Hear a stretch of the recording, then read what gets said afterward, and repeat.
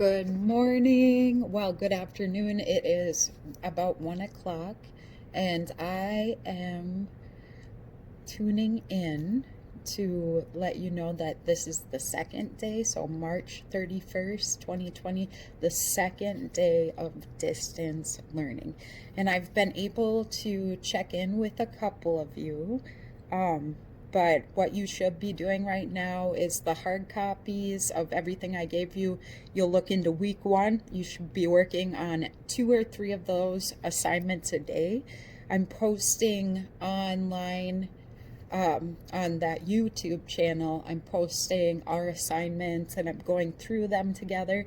So if you have any hiccups or need to re-look at either math minutes or science, and right now I'm going to do our fact and opinion for language arts, please refer back to those YouTube videos. Okay, let's get into it. Good afternoon, 1003ers. It is the second day of our distance learning, March 31st, 2020. This is Abby, and this lesson is composed to help and for the students of room 1003. Today, room 1003ers, we are getting a little bit deeper into fact versus opinion. You should have all received a page that looks like this that is already filled out, and we're going to run through this together and in hopes that it'll set you up so you can independently do the following fact and opinion worksheets. Okay, let's get into it. What is a fact and what is an opinion?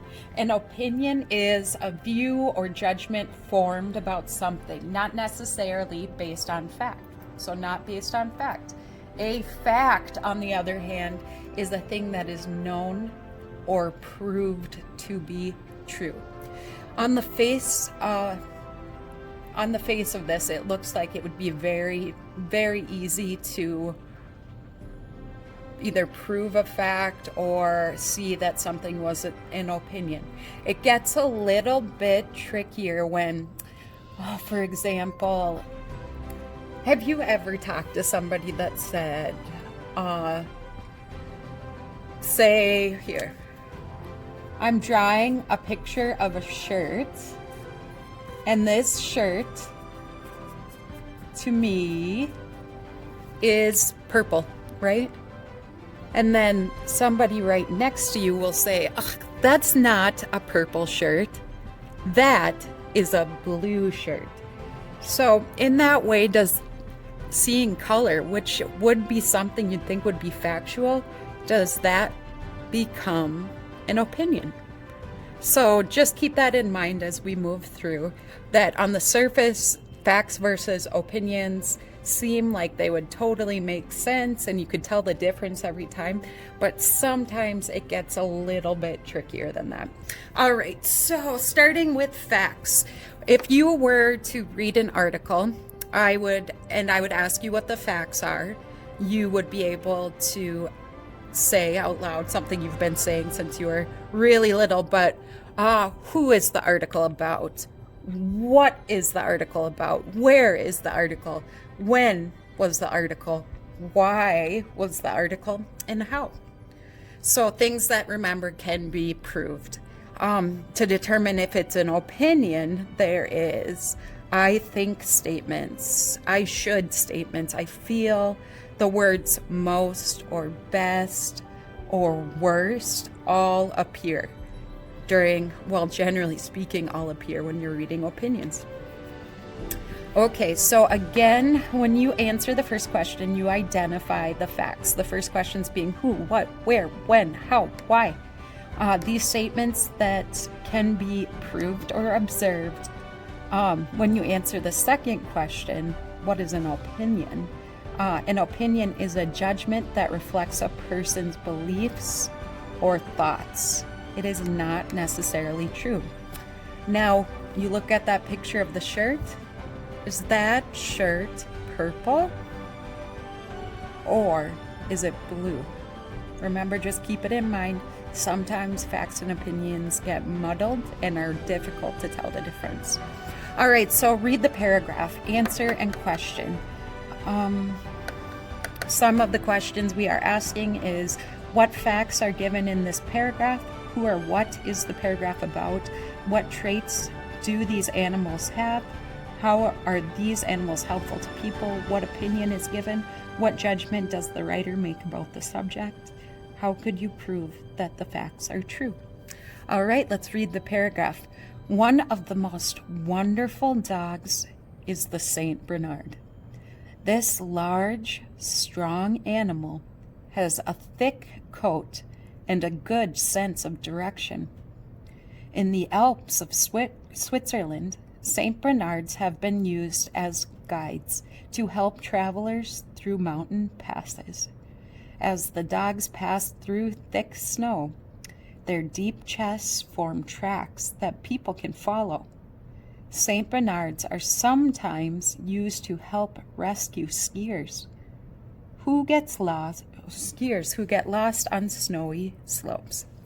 All right, what are the facts given in this paragraph? First of all, remember again, we're going to ask who, what, where, when, why, and how to get our facts. So the first question is, who or what is the paragraph about? And what they put right here, and I agree, the paragraph is about St. Bernards. That's a fact. We can see the word St. Bernard multiple times in the paragraph. We see it in the topic, and we see it all the way throughout the paragraph. What traits do these animals have? So we see that what word. The first one, we saw who, what. We see that what word right there in the beginning of that, so that'll be another fact. What traits do these animals have? Thick coats, good sense of direction, they're large, they're strong. These again are facts about it. So what traits do these animals have? The next one is, how are these animals helpful to people?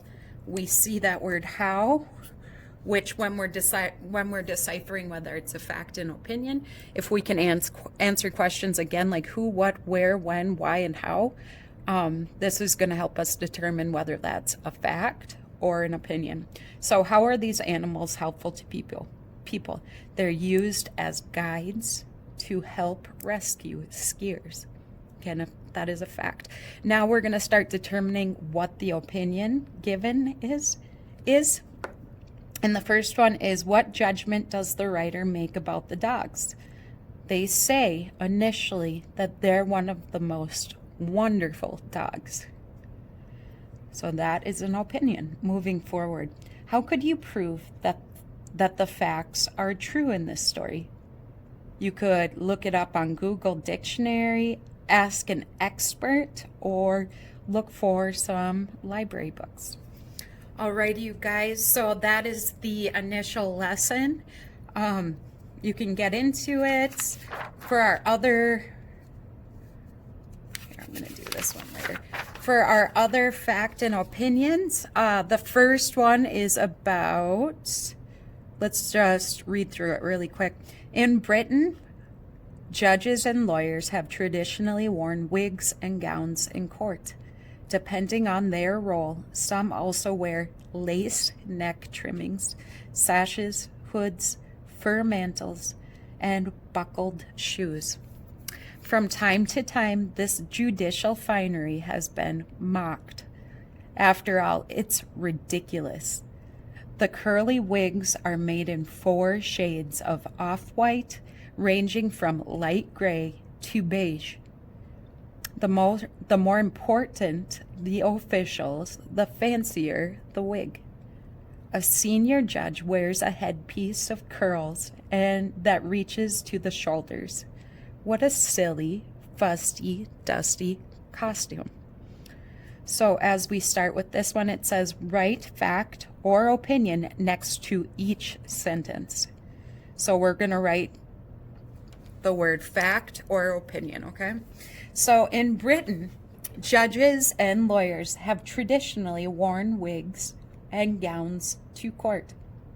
You know, we could look up online a long time ago pictures of judges and judiciaries, and I bet you we would see them wearing wigs and gowns.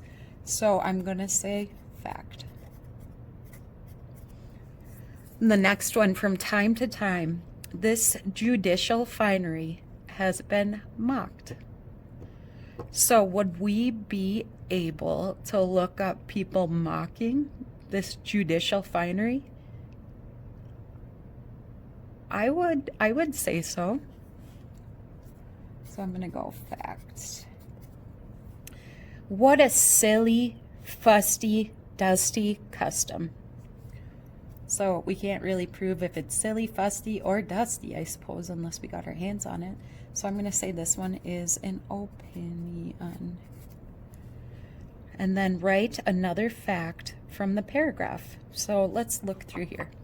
In Britain, judges and lawyers have traditionally worn wigs and gowns to court. All right, we got that. That's a fact.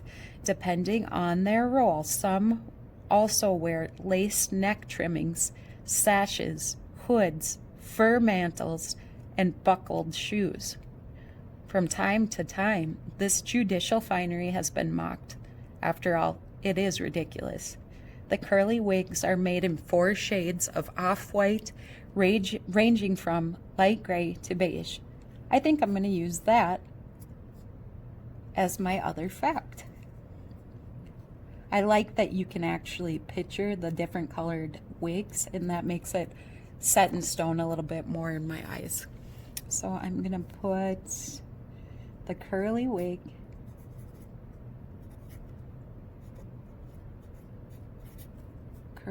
wigs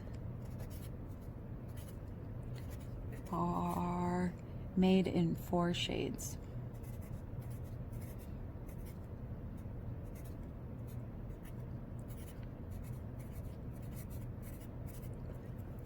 That's all I'm going to write for that one right there. Okay, now it asks to write another opinion from the paragraph. So the opinion that it used here was, what a silly, fusty, dusty custom. We need another opinion.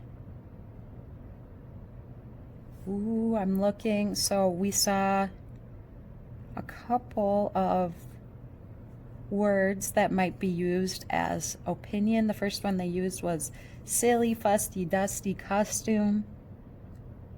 Another one could be, it is ridiculous.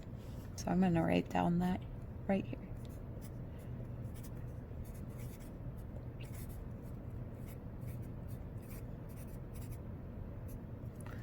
So there you have it. That's for fact and opinions 1. I am going to read the top. I'm going to read the paragraph for both fact and opinion page 2, 3, and for 4. And then I'll let you guys get into it independently. Fact and opinion. Read the paragraph and follow the directions. Isaac Asimov was the finest American author.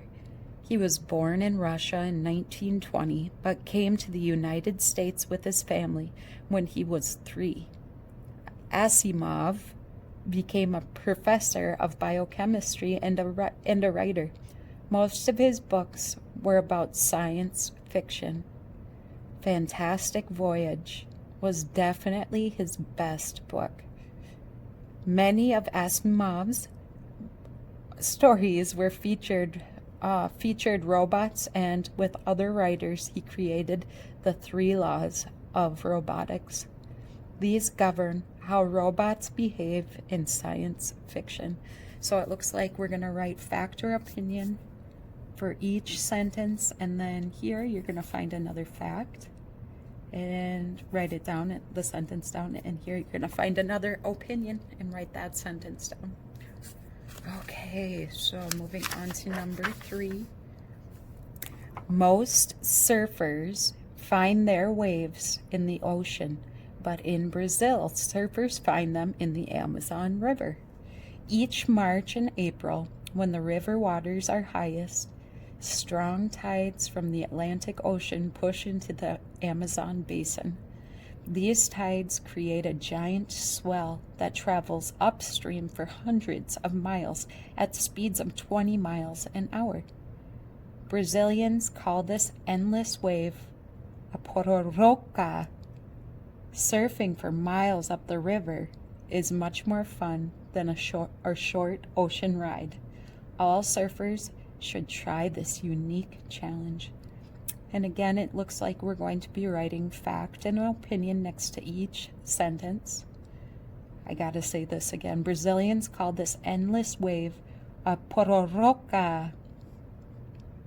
All surfers should try this unique challenge. These tides create a giant swell that travels upstream for hundreds of miles at speeds of 20 miles an hour. And then it looks like within the paragraph you're going to find a sentence that is a fact and write it down, and then an opinion. Okay, let's switch the page one last time, and I'll read this last one to you guys and ladies, I should say. Okay. Fact and opinion, read the paragraph, follow the directions. How lucky we are when snow begins to fall. Something beautiful is coming our way because the geometry of a snowflake is spectacular. Snowflakes form when water vapor condenses into crystals. Although snowflakes are never identical, they all have a 6-pointed symmetry in common. However, weather conditions affect the final shape of a snowflake. These conditions include the temperature and the amount of water vapor in the air. Each snowflake is a work of art. And again, we're going to write fact or opinion next to each sentence. First one is how lucky we are when the snow begins to fall. Something beautiful is coming our way because the geometry of a snowflake is spectacular. Although snowflakes are never identical, they all have a 6-pointed symmetry in common. And then finally, you're going to find another fact from the sentence or from the paragraph, and then another opinion sentence from the paragraph, and write that down. Alrighty, you guys, there you have it. So lessons 1 through 4 for fact and opinion. I hope this is helpful, and I hope you're having a great day, getting plenty of sleep, eating good, all that nice stuff. Okay, bye you guys.